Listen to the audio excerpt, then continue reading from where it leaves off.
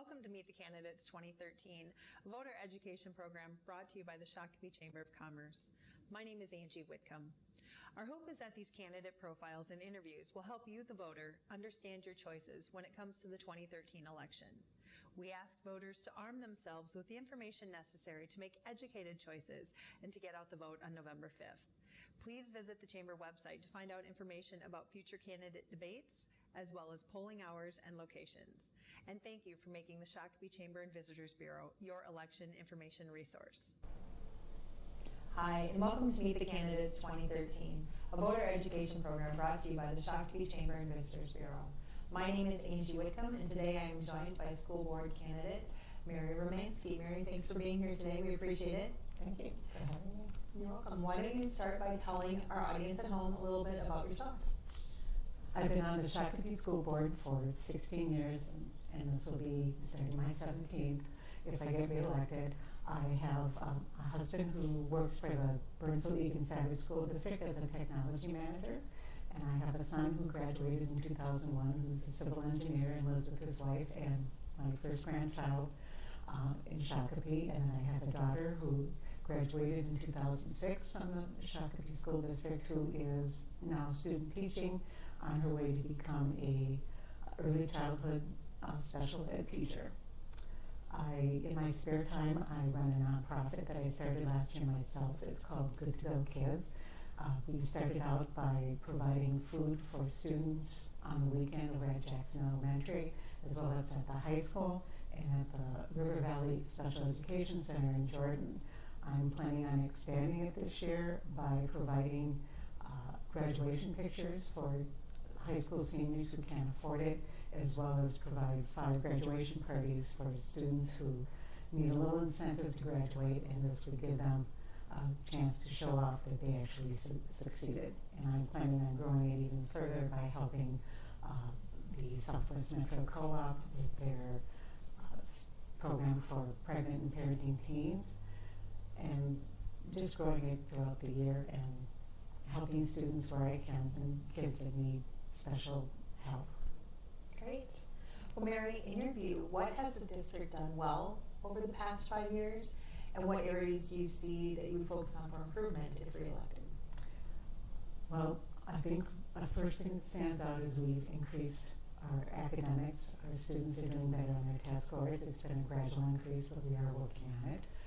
We also have planned very well for growth. We just last night passed an $89 million bond question to put on the ballot to build a new high school.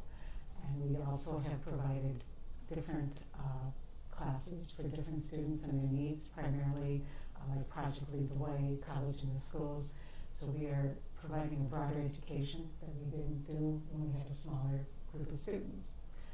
What we could do better with growth becomes the problem of making sure that we're paying attention to every student.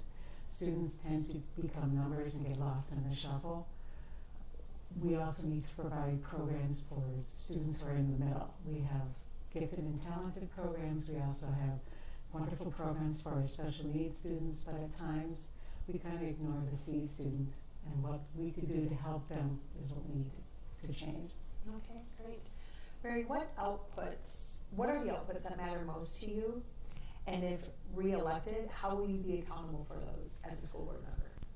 The output that matters the most is our students succeeding. And it's very difficult because at graduation, we say goodbye to them and don't know how they go on their life path. But if we increase our graduation rates, that's the best measure that we have, because it shows that students are engaged and they're going to complete that first step in their education process. Great. So in your opinion, whose interests should matter in the governance of the school district, and in what ways should they matter? The most important one that matters is the interest of the students. Not only academically, but we also need to take care of the other needs that they have, whether it's social services. We need to create a safe environment for them and make it conducive for learning. That is the most important one. We also have our community engagement that we need. Obviously, we can't do anything without community support as far as running the school district the money that we need to do it.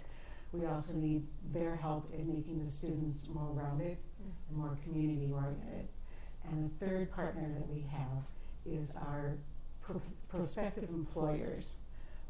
We need to make sure that the students are ready, whether they go to college, whether they go right from school to work, that they are ready for the jobs that are out there. And so we need their input to make sure that these students make a really smooth transition. Great, great. So Mary, how does the school board balance the need to provide a quality education for our children with the need to respond to the local taxpayer burden? What I have used in my entire time on the board is my phrase that I repeat all the time, and I repeat it to the new school board members because there's just so many things that you like to do. I always say you have to know what you need and compare it to what you want. And you have to, it has to be what you need, because there's a lot of wants out there, but it has to be what the students need the most. Those are our priorities, and that helps balance the budget. Great. Well, Mary, thank you so much for being here with us today and for sharing your message with our viewers at home. We appreciate it. Thank you. Thank you for joining this edition of the 2013 Meet the Candidates, brought to you by the Shakopee Chamber and Visitors Bureau. Please be sure to check out the Chamber's website at shakopee.org for all information leading up to the November 5th, 2013 election.